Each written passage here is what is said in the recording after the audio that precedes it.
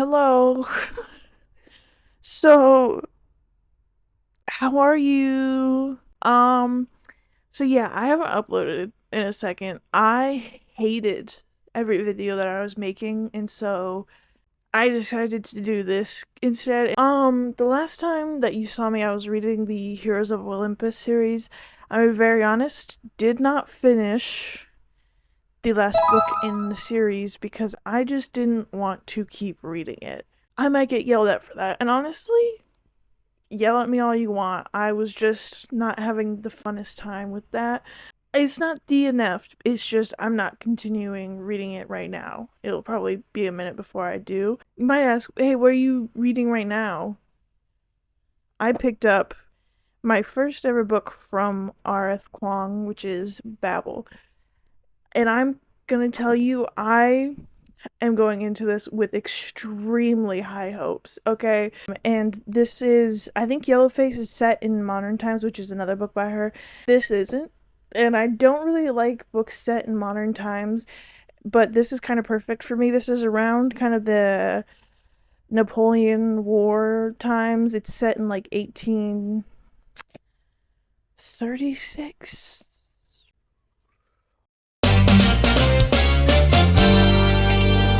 1828. Yeah, so it starts in 1828. We follow this boy who has now lost his parents to a plague. This Englishman comes and picks him up. The kid knows English really well, and now this as well as his native tongue of Mandarin and Cantonese, but he later only really remembers Mandarin. He gets picked up, and since he knows English and stuff, since he knows two languages, this Englishman is like, I'm gonna force you to learn Greek and Latin, and you're gonna go to the University of Oxford. Oh my gosh, I can't speak. And you are going to do translations, and also there's this magical silver workings. You learn. It's a very interesting, like, magical setting to it because it's not at all like 100 pages in, by the way. Literally, they write inscriptions on the steel and then they read it and it activates it. It's a very interesting but really cool thing. And in this, we kind of learn that the people of London, of the British Empire, are using it as very like stupid mundane things that the rich, since they can afford it, they basically put it on everything to make their lives more convenient, while the underclass suffers and has barely enough to feed themselves. uh it's a very interesting conversation on that. Oh, the special edition I think has like the best kind of explanation for it. It says the act of translation is an act of betrayal. That's very much describing this book. Only 100 pages in, but we are now kind of learning the magnitude of what this translation is doing for the British and how it's actually undermining um basically everybody else. I'm so sorry. I'm not good with words right now. They're basically being profited off of and not really getting anything really back in return to it, at least the lower class, not the elites who are making the deals. Um, and so we meet the Hermes Society, who is doing something about that and stealing the silver and melting it down and making it so that the poor people of different communities and different tribes and different everything get this silver, and they get to do what the upper class is doing with it, and it gets to help them, so that they're basically trying to make it so that the British doesn't have a monopoly on it and doesn't become like the world's most powerful empire and basically can take whatever they want. They're trying to stop that, and it's a very interesting concept, and it's a very,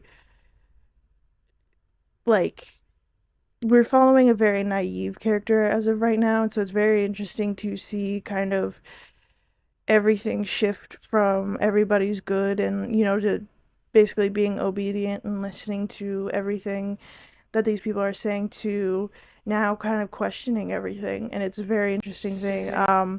I also really like the fact that through he's called Robin now, but that's not his actual name. We kind of learn about the era and the people in this time through him. And I think it's done very well because it's not only setting up the environment and the time period and the type of rich elitists that there are through listening and conversations through the news, through kind of just living where he got basically transported to learn Greek and Latin, and it sets up the environment, the time period, kind of just everything really well. And it's not like it doesn't feel like info dumping because it's kind of written as you're learning it along with the character rather than it just being forced down your throat, the concept.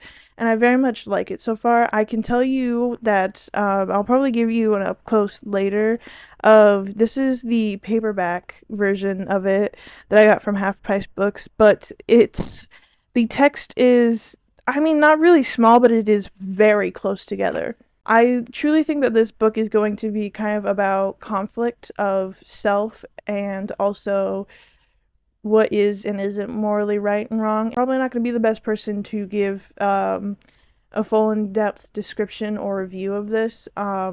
So take that as you will. I am also on Kindle Unlimited and mostly through audiobook is how I'm reading it. I don't know why I did that. I should not do that. If you listen to audiobooks, you are reading a book. I used to diss people who did that, and now I understand. You are reading a book. I changed sides. But I am listening to the Queen's Poisoner, and I can tell you that it is at some points very brutal, and we are learning about the magical system. It is incredibly cute. They're learning about this boy whose family is basically his older brother got taken hostage as a proof of loyalty to this king that was kind of put in place like a couple years ago, and his father betrayed the king, and so he killed this kid's older brother. And then now he had to send the dad had to send another one of his children to prove his loyalty to the king, and so he sends his youngest son with the hopes that there is somebody who will protect him. And through this we kind of learn about the Fountain Blessed, which is the magical people of this world. This book is only like 300 something pages, and we follow Owen, if I think that's right. And he, oh my gosh, we follow Owen, and he is 8 years old, and he has this very like naive, but also doesn't want to talk to anybody type of thing. And then we meet Elizabeth, who is basically talking nonstop. I can tell you this man writes children incredibly well. Just the way that he does it, and just their relationship is so incredible. I just love the way that he writes children. So I'm really hoping that it's like the story keeps continuing in the other books. In this series, kind of it reminds me a lot of the Farseer trilogy by Robin Hobb, just the way that it kind of parallels it of being like this child is brought into this castle with like no knowledge of why their parents sent them there. They're serving under a king, and now, there's these powerful people that are gonna make it so that they also have a hand in power, and they learn through them how to basically become poisoners. Yeah, like spies, poisoners, soldiers, everything. And it's very interesting, and I love anything that's reminds me of Robin Hobb at all. So of course I'm going to read this series. And also thank you to Pursue Projects for letting me know about this series. I was kind of shocked that it's only like 300 something pages for the first book in this series. Anyways, I've been talking for way too long, so I will see you tomorrow.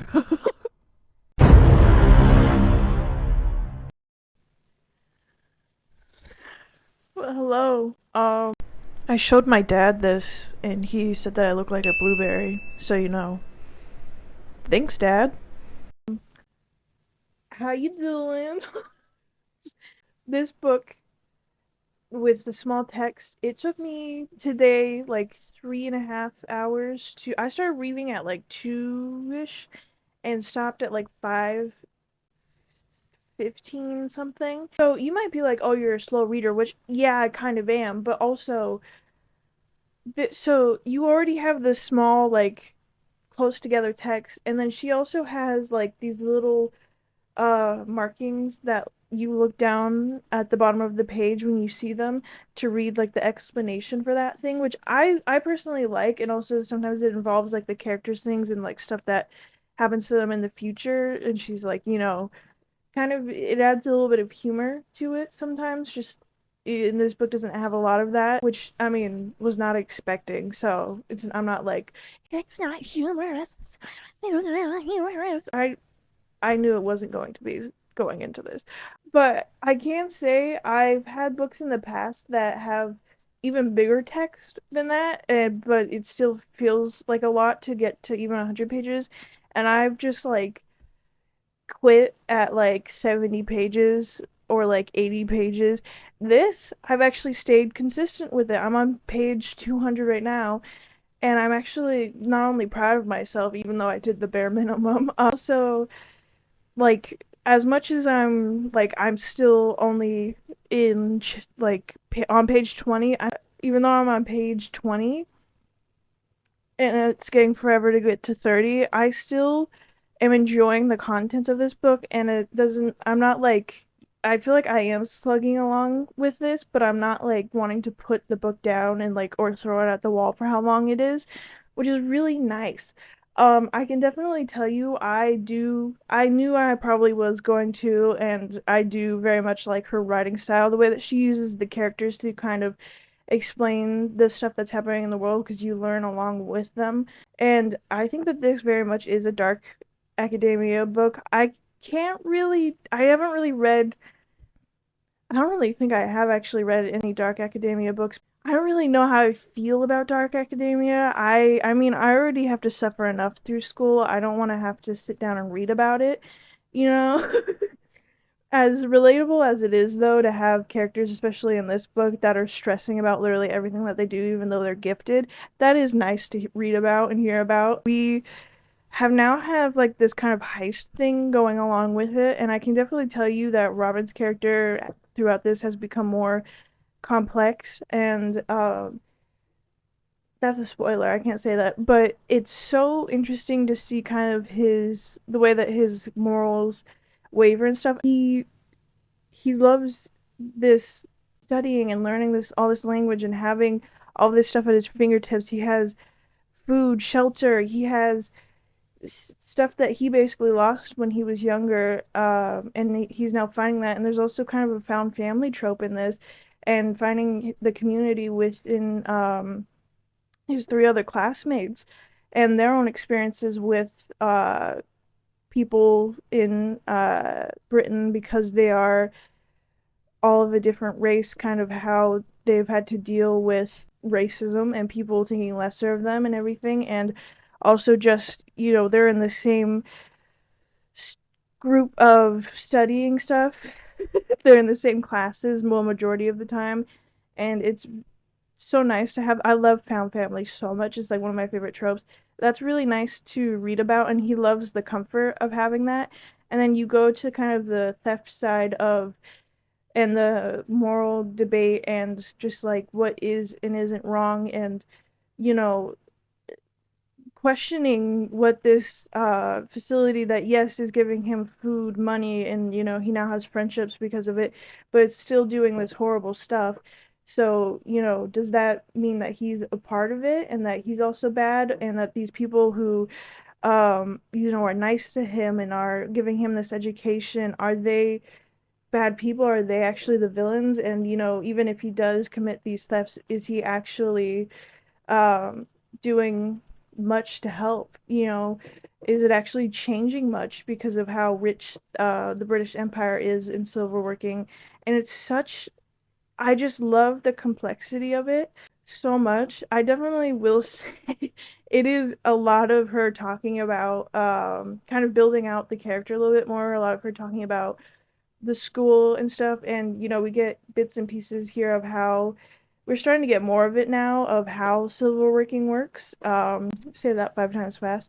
It's really a fun concept, and it's so interesting because everything else around is like completely normal. Like this is set in a very much like true like I could go back and this would be happening type of world.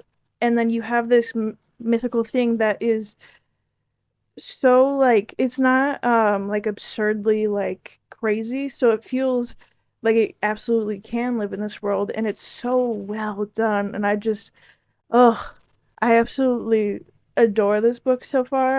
I am probably we'll see how I do tomorrow with reading, just because I've been on a kick for the past 2 days. We'll see if I get into a slump or not. I'm really, really hoping I don't, but I might. And I'm also able to because I have 6 days and this is like 542 pages. So I can technically for 2 days read 50 and then force myself on like Saturday to read 100 pages. I love doing that to myself. I really love torturing myself. I have not listened to any of the Queen's Poisoner today though, or read any of it. Oops, I did do some puzzle yesterday. But I was watching a football game because I'm not like other girls. So sorry. Yeah, I did some of the puzzle. I This puzzle infuriates me. Now that I've talked enough, I will see you tomorrow. I've been meaning to film like clips during the day, and I just didn't do it today. But I definitely want to show you like how small the text is, and some of the like things that are written just like hit you.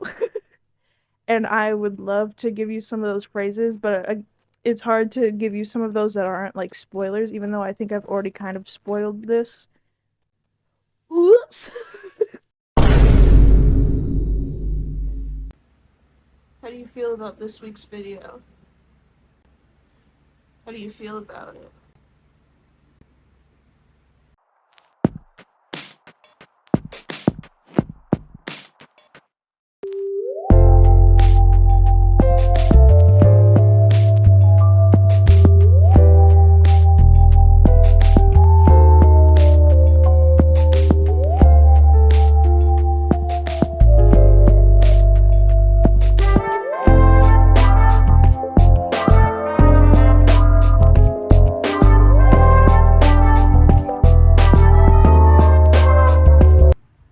This woman is trying to kill me. Hello. My dog is in here judging me right now. I read 100 pages of Babel. I don't know how to pronounce things, as you might be able to tell from my channel. I read 100 more pages of that, and we are getting into kind of. Is it the. Well, it is actually part 3 right now, because we're on 300, and part 3 starts at like 200 something. So we are literally in like Act 3. You know, we go from this very young and naive character to this person who's still kind of naive, but is now, forming his own perspective and, but still struggling to kind of find words for what it is and trying to still understand what he is feeling and why he is feeling that way. So he's definitely in his learning era. I can tell you the depth of the characters that has been added, the craziness that has gone down within the last couple of chapters. I was very concerned about the way that this was going because I thought that it was just gonna kind of crap off at the end of it. So far, it's still staying juicy. Now, it's like every part has its climax and then conclusion. Like it literally is like its own little story within that, and you kind of follow this character just kind of through their journey of learning who they are and who they want to be, and kind of just the craziness of their life, being in a foreign country and in a school that is literally in a part of a empire that is literally taking advantage of the place that they came from. So, it's very interesting. I love all of the characters except for Letty and Lovewell. His name is Lovall. Laval, is that how you pronounce his name? I Basically any white characters I just hate. But anyways, I listened to more of the Queen's Poisoner. I'm now on page like 200 something, and let me tell you, Oh, I adore this story. Yes, it is basic in some ways, but I'm basic, as you can probably tell. I love, a good um twist and turn story. I mean, the way that he writes the kids, the way that the characters develop, and you kind of set up this magical world through their naive understanding of it, and so then hopefully later on in different books we get to learn about the magical. Why do I keep stroking this like it's a beard or something? But we'll get to learn more about the powers through it, and even though they're like faking something right now, I think that there's going to be something that's going to happen that's going to make him more worthy, but he's not going to be able to show it. Like, it's I love it so much. And let me tell you, if Elizabeth and Owen don't end up together, or if he does something to Elizabeth, I am stabbing. That's way too violent. But Jeff, if you don't give them a happy ending, um let's just say I will find your address. Anyways, I'm gonna cuddle with my dog and enjoy the rest of my night. But I can tell you, this is like some of the most reading that I've gotten done in a day in a minute. So that's really fun. Yeah, okay. Yeah, my dog wants out, so I'm gonna say bye to y'all. See you tomorrow. You want out? I look stupid right now.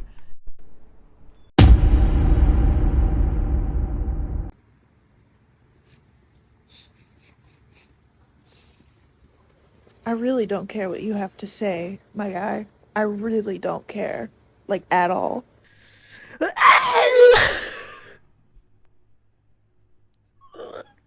So, okay. I literally just got done reading, not reading, listening to The Queen's Poisoner, which I thought was gonna be like, a whole tomorrow thing. Like, I was gonna finish that up tomorrow with Babel as well. I didn't want to turn the book off. I didn't want to stop listening to it because so much was happening. And it was getting juicy. So of course I had to keep listening. Okay, so I was right about the books continuing in the perspective and following Owen Kiskadden. First off, gave The Queen's Poisoner by Jeff Wheeler 4 stars. Close, very close to a 5 star, but like, okay, I'll tell you the thing that like is irk the wrong word? It probably is. Was just the amount of times that oh, I forget his name. Oh no. There's so many different like dukes and stuff that are helping and also not helping. He just like continuously is ripping this dude apart. He's like just talking about how much he eats, that he needs a really big horse to carry him to a different house. Like, he's just constantly bullying this guy about his weight and stuff, and I'm just like, okay, that takes it down a little bit for me and also makes it a little bit uncomfortable. Why are you mentioning his weight so much? Like, I understand that you maybe want to put the image into our head, like that this guy is like maybe on the heavier side or burly compared to the other dukes and stuff, but like he really just said it's his personality. Like, POV, your personality trait is being dumb and thick.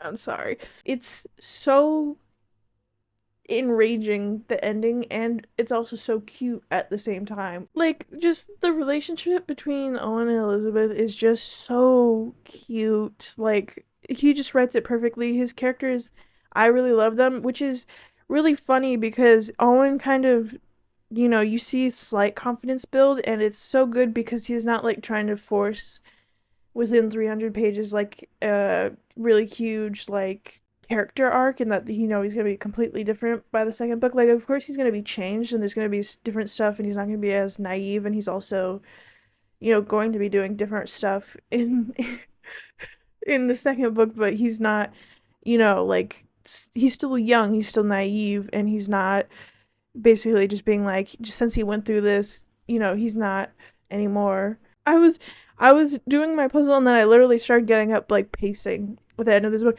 I I'm a very reactive person whenever I'm listening or like watching something.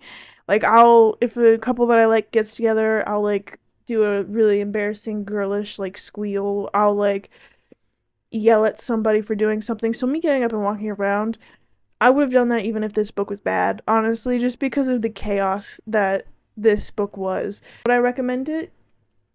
I think so. I mean, for me at least, I don't know if it's because of Kindle Unlimited or maybe I'm completely wrong, but it gave me a free audiobook with it, so that was kind of sick. Anyways, Babel, woo! I didn't film at all yesterday. So I read like 160 pages, actually exactly 160 pages. I have 82 pages left to read for tomorrow. I've truly lost my mind reading today. I can tell you that this book is just, to me at least, yeah, there is, like sometimes it's like, oh, when is stuff actually gonna happen? When is it gonna get interesting? To me, I was always interested. Okay, just the world and kind of the tension that she builds to for the end of this book is insane. And the setup right now for the ending of it, what's gonna happen? Okay, this is terrifying me for the ending because so many characters that I was like, they're protected, were not protected. And I almost started crying. I haven't cried at a book in a good minute. I almost started crying over this book, and I swear if it gets me crying, 5 stars immediately, because it takes a lot for me to cry like actually at a book. I mean, I don't even know what to say because I'm gonna wrap it up tomorrow, so I don't even know like if I want to go on a rant about how incredible I think that this book is. It makes me really excited to read the Poppy War trilogy, which I know is like completely different. Maybe it's in the same universe, I don't know, but I know it's completely like separated from this, or at least as far as I know. So like, who knows? It may not be as good as that. And I don't know if The Poppy War is like her first book that she's ever written. If it is, she hit the lottery. Honestly, it makes sense because she like went to college for translation and stuff. The way that she's able to write with words and just explain things and like make me who's dumb understand things that she's writing about is so good. And just, oh, and if she does anything to the two characters that I love, I'm going to throw myself out a window, honestly. I don't have any. Oh my god! Oh jeez, oh my god! That's how attached I have become to these characters. So she's done it beautifully. But anyways, I will see you tomorrow, probably wrapping this up. I've lost my mind today. Anyways, see you tomorrow, bestie. It's gonna be so much fun. I can't wait to lose my mind even more.